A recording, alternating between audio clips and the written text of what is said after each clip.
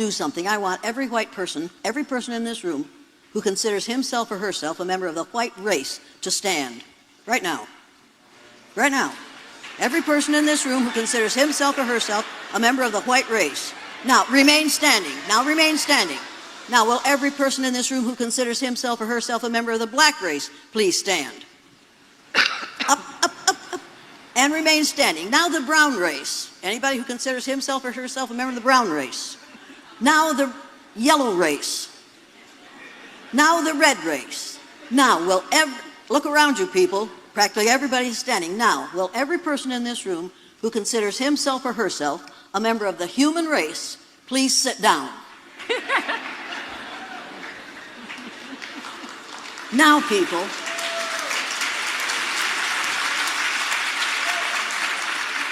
you are all members of the same race, the human race, which started with black women between 300,000.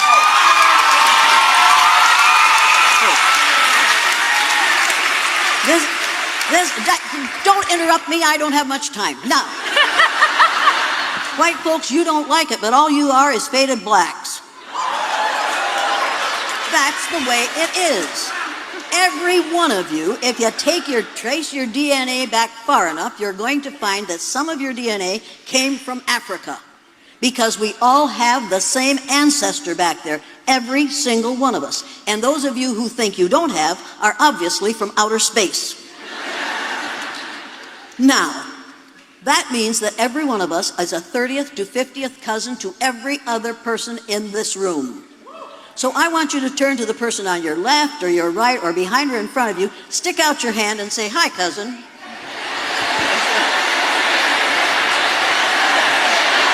Hi, cousin.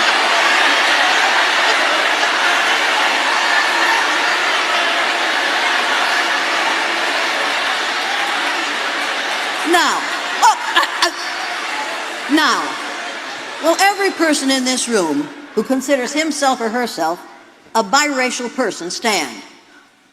Don't you stand. Don't you stand. People, we have to get rid of the language of racism. Words are important, people. Words matter. You have to be careful how you use them, and you have to refuse to tolerate these ugly words being used in your presence. Now, make no mistake about this. I've been described as a teacher. I'm not a teacher. Teachers dispense facts and figures so that they can get their kids ready for the end of school testing. I've been called a trainer. You train dogs and horses and members of the military. I don't train people. I'm an educator. The word educator, I don't want to be interrupted anymore. People, the word educator comes from the root duck deuce, which means lead, the prefix e, which means out, the suffix ate, which means the act of, and the suffix or, which means one who does.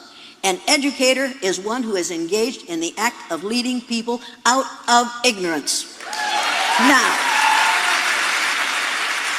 in this country, we spend a lot of money on what we call education. It isn't education, it's indoctrination. It takes us 13 years to teach a student, to educate a student, to be ignorant about race, and to support ideas that make this a better country. This is a word for this in my vernacular, since I was raised on a farm, is bullshit. Don't write that down. People, I recognize it when I see it, and that's what we're living with right now. If we were in post-racial society, Donosaurus T. Rump would not be in the White House. He got elected because white people resented having a black man in the White House for 8 years. It's time to face the truth and say the truth, and it's time for women, and all people of color to stop playing defense and defending what they are and go on the offense. We were here first. We don't have to apologize for what we are or for what we do. Now, I know some of you are thinking, boy, is she a bitch? Yes, I am. Now, how many of you women have been called the B word? Look around, fellas. Everybody's heard it. Come up with a new word. Now, how many of you are called that by a male? All right, people, for me, the B word is an acronym for being in total control, honey.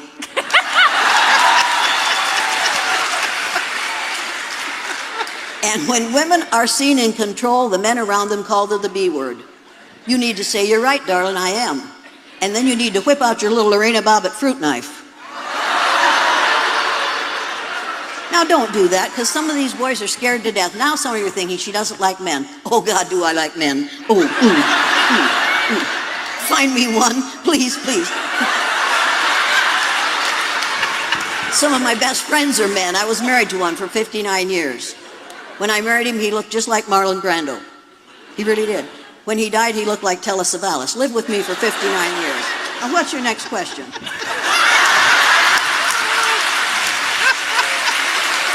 Sorry. Okay.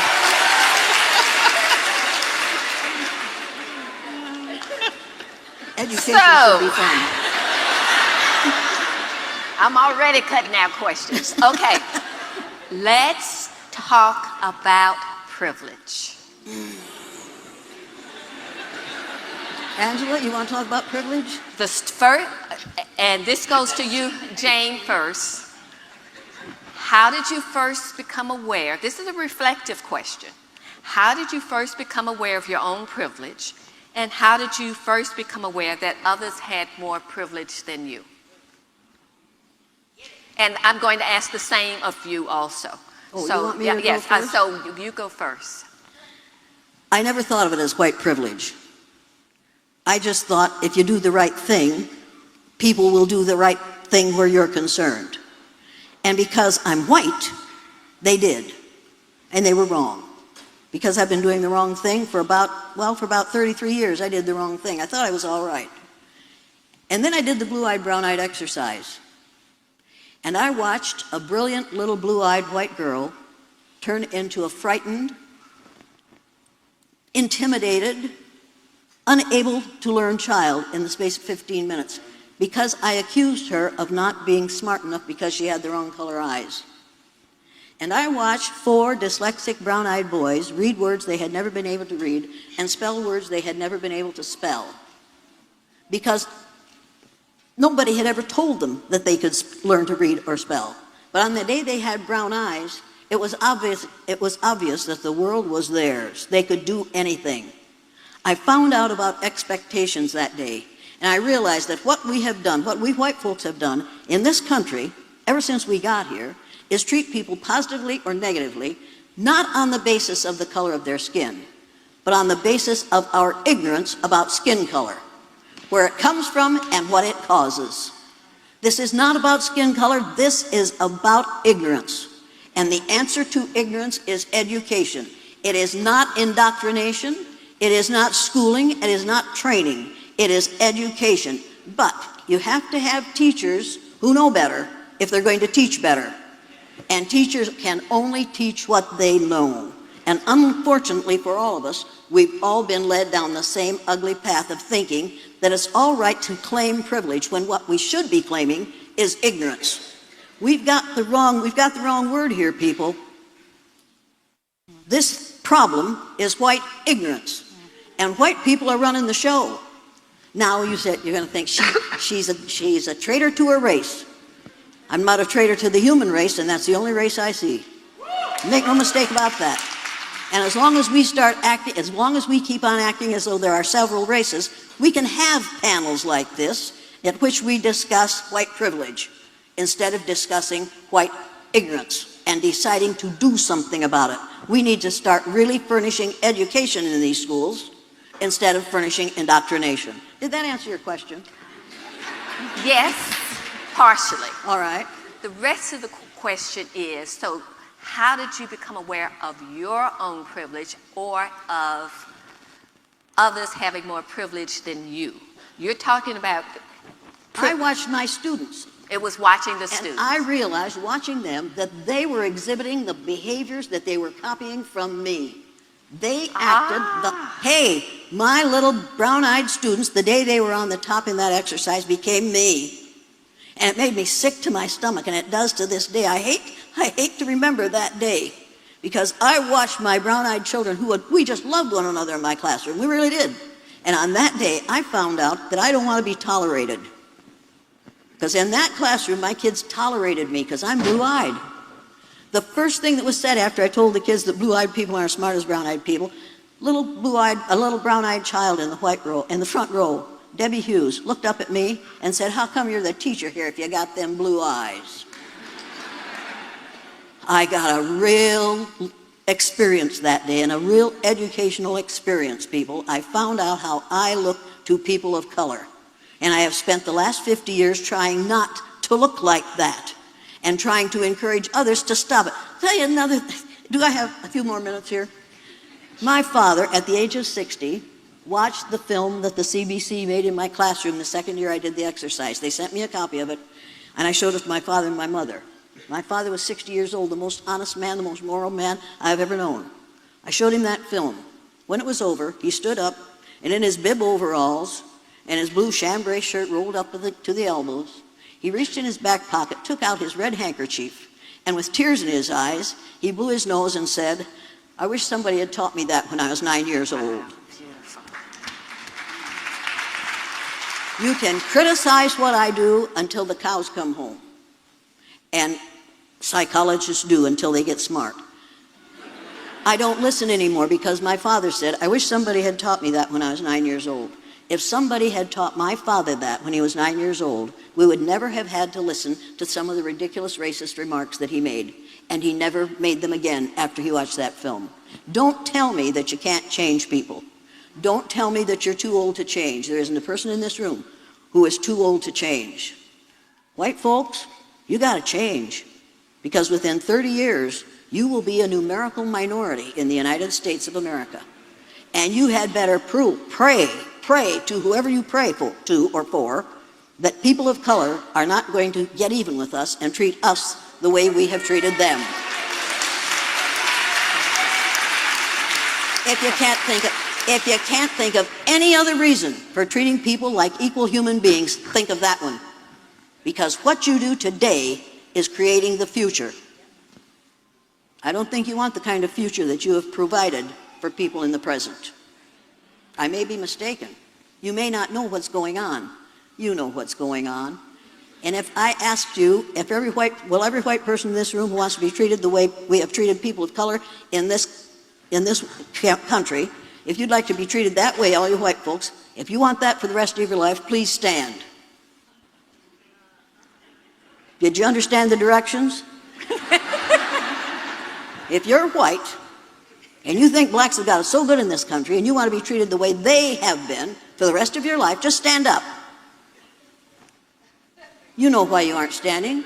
You know it's ugly, and you know it's happening, and you know you don't want it to happen to you. So I want to know why you're so willing to allow it for others in this post-racial society.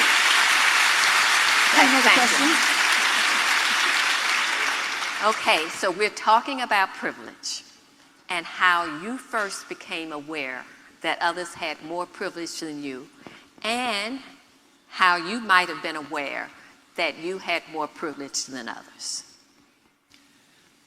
Okay, first of all, I think it is important to emphasize the notion of privilege, but privilege, as Jane pointed out... How long she thinks this has been going on, this racism against blacks. How long do you think it's been going on? Forever? You're wrong. 500 years. Yeah.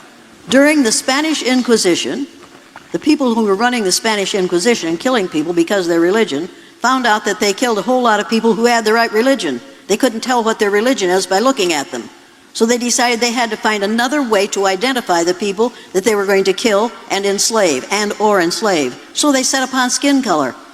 People, it's only 500 years old. Now think of that. It's only 500 years old. Nobody was born a racist. There is no gene for bigotry. You were not born a racist. You have to be taught to be a racist, and you have to be carefully, carefully taught. And if you haven't seen that musical, in which the last song is, you have to be taught to be afraid of people whose skin is a different shade, of people whose eyes are differently made. You have to be carefully taught. South Pacific. Yes, South Pacific. You have to be taught before it's too late, before you are 6 or 7 or 8, to hate all the people your relatives hate. You have to be carefully taught. And that's what we have to do in this country to keep this racism alive. If we want racism to stop, we have to stop teaching racism. In our homes, in our churches, people, Jesus did not look like the little Pillsbury Doughboy.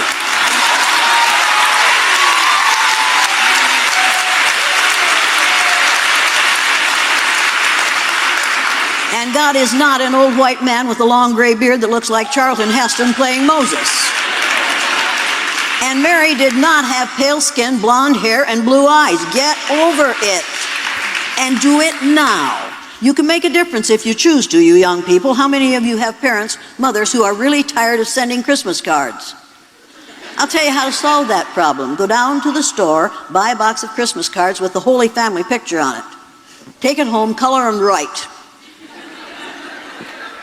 When your mother sends those out this year, she'll never get another Christmas card from most of those people. People, we have to absolutely refuse to tolerate the intolerable. Elie Wiesel said, you must not tolerate the intolerable. And if it's intolerable for you, my cousins, then by the gods of war, it's intolerable for me, and I will not tolerate it. This has gone on long enough. This has gone on long enough. And we have gone along to get along long enough.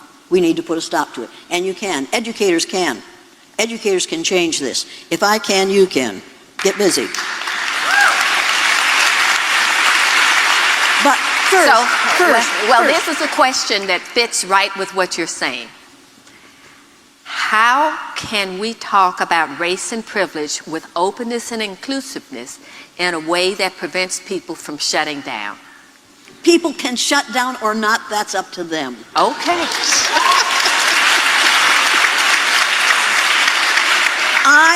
Let me tell you something. I am not responsible for how you respond to me. You got it?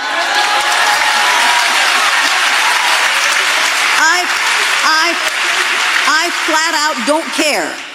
If you learn something in here this evening from this woman who has forgotten more than I'll ever know about racism, and what little I know, if you decide to learn something in here tonight, you'll learn something.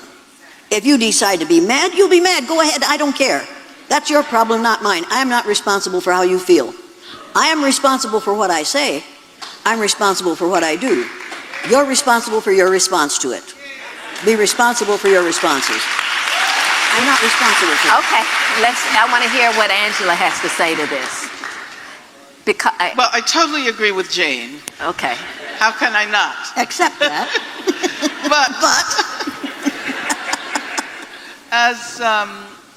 As someone who has spent many years teaching university students, teaching graduate students, I've learned that it makes no sense for me to simply tell my students what it is I think they ought to know.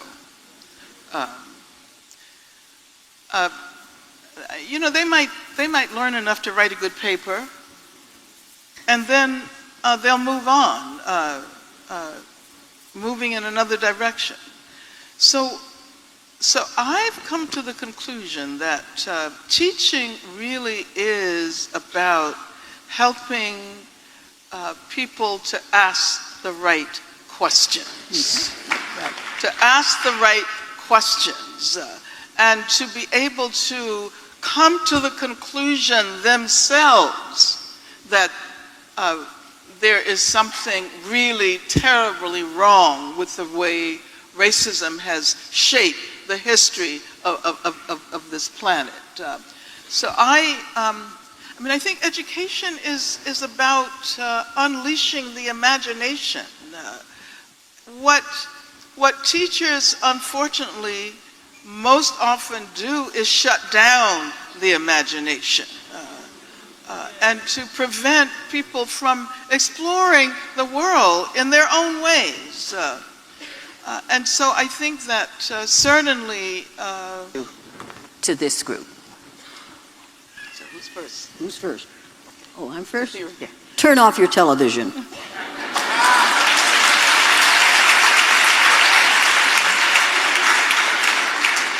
Pick up a book.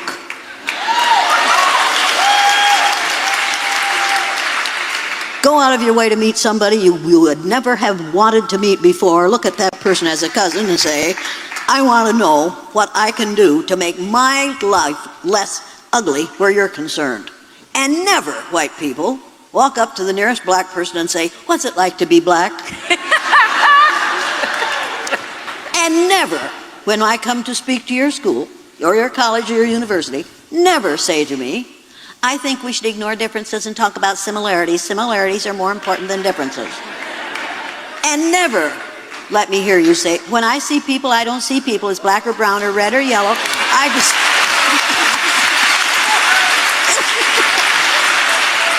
And how about this one from a teacher? I don't care whether you're black, brown, red, yellow, or green with purple polka dots. I'm going to treat you all alike. How many of you have heard that one out of a teacher?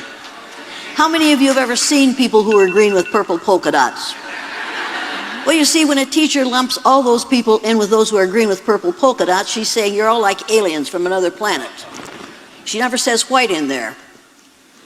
She never says white, because it's all right to see white. How many of you have had a person stand up when you were speaking and say, I just look for the person's heart? People, the next time somebody says that to you, you need to say, if you can see my heart from where you are, you should go down to the local hospital and volunteer to be their X-ray machine. You see, this whole thing is ridiculous. To treat people positively or negatively on the basis of your ignorance about skin color is ridiculous. Now here's something else you can do. Go to my website. A teacher, a real educator, quite frankly, gave me a list of commitments to combat racism. Go to my website, janeelliott.com, take that list, download it, go through it, check yes, those that you have done, check no, those that you haven't done, circle one that you check no, and do it for a month. At the end of the month, take out the paper and make notes on it as to how your life has changed as a result of doing that one thing. There are 18 things on that paper. Then, read the list of typical statements that white folks make that think they aren't racist. Check those that you would be inclined to say that you have heard. Then, read the clarifications of those statements, how they are being heard by the person to whom you're saying them. If you do that, that will change your white awareness. And our problem is white lack of awareness. Make no mistake about this. People of color know about racism. They recognize it when they hear it. And when you say to a person of color, I don't see you black, you ought to have your tongue cut out first. I can't examine your heads, but people, if what you are saying is being perceived as racist, say something else. Perception is everything. If what you are saying is being perceived as racist, change your language. You can do that. If you choose to, you better choose to. But you better choose to. There are 18 things on that list of commitments to combat racism. I challenge you to do 3 of them in the next 3 months. It'll change people's attitude toward you and your awareness of the world. Wow. Yeah. Angela, call to action. What could they do concretely? Well, I am a person who has always believed in the power of unity and united struggle. So I would say find some kind of organization, whether it's a cultural organization, a political organization, figure out a way to become a part of a larger community, a community that is larger than your own individual self. But there's some things that individuals can do. And since you asked for 3, that's the first one, join an organization. The second one is, and this holds true for white people as well as for people of color, whenever you hear a racist comment being offered, call them on it right there, Right. wherever That's you right. are. That's right. Don't let it pass. And I would also like to say that it's especially important for us to recognize the differences among different communities of color and to become aware of those struggles.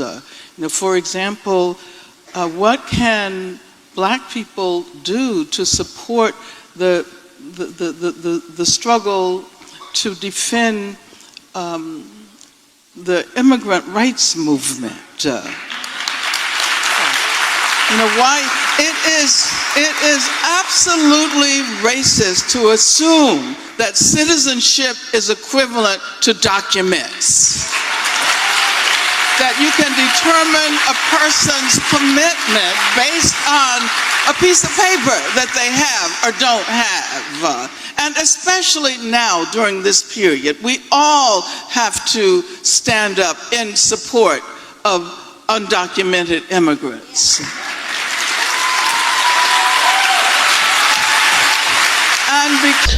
Okay guys, I'm going to say it from this little corner right over here.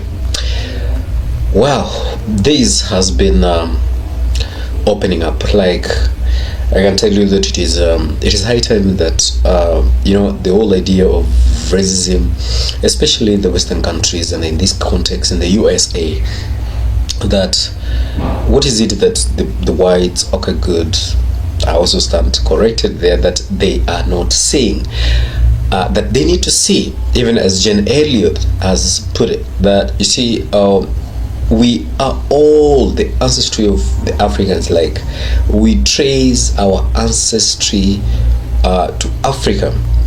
Now, it is very hard for some people to be able to see that one simply because of the skin complexions, and some people have also developed self-hatred simply because they don't see them as light-skinned, and therefore they see themselves as inferior, and the whole thing turns out to be a stigma and a low self-esteem about themselves, something that needs not to be. So I find this very motivational and encouraging me to embrace the whole aspect of humanity, moving forward as one, knowing that we are not any other class of citizens into this particular world.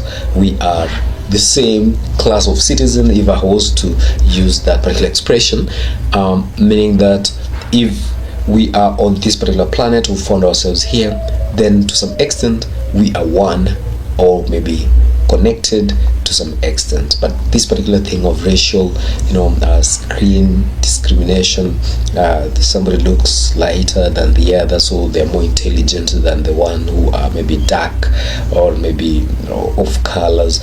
It doesn't have to be, it has to be the thing of the past. And even as she has said, in 2 to 3, 4 decades, America is going to have that is an example, a paradigm shift. The blacks are going to to be the majority, and the whites are going to be the minority whites. And how the whites currently are treating the blacks, I don't think that the blacks are going to give back the same I think maybe it's got to be something. So, like, are they going really to tolerate this one? Even as just put it, it's just a prediction, we're not sure yet, but they, to be able to be tolerated, a teacher whose kids are tolerating her, when it hit her that she needed to change the course of her life on how she addresses these particular students of color, and how they tolerated her, and yet from this other side she couldn't even be able to master that. So it is high time that we embrace this reality and move forward as humanity. Adios for now. Hi guys, welcome once again to my YouTube channel. I am Michelle, and if you're watching me for the first time, kindly don't forget to like, share, subscribe, and even comment. So guys, I hope you have all watched that white lady's speech. That white lady she is a white lady who does not support racism. Look at that. She's a white lady. Shocking woman is just shocking the world. This woman is talking about racism in a manner that nobody has ever spoken about. This woman is not afraid to talk about racism. She is saying she is an educator who will educate and will create knowledge in people that they don't know. She is saying she cannot lie to the people about anything. She really is an educator. That woman is talking about racism in a manner like that. She has studied racism for the longest period of time. This woman is saying we both came from black people, so it's high time we stop racism. It's high time we stop acting like we came from different ancestral background. We came from the same ancestral background, and is also advising us to stay in unity. This woman has made me happy because for once I've seen a white person speaking about racism, a white person who does not support racism, a white person who feels like we are both equal, a white person who does not feel like a white person is superior than a black person. She is trying to speak the truth to the white people who feels like and who thinks like being black is a disease or being black is something bad. She is trying to remove that disease from the heads of white people and make them know that we are coming from the same ancestral background, which is black. We came from black people. So she's also describing white people as faded black, which is so funny and is making the crowd to laugh. She is showcasing something.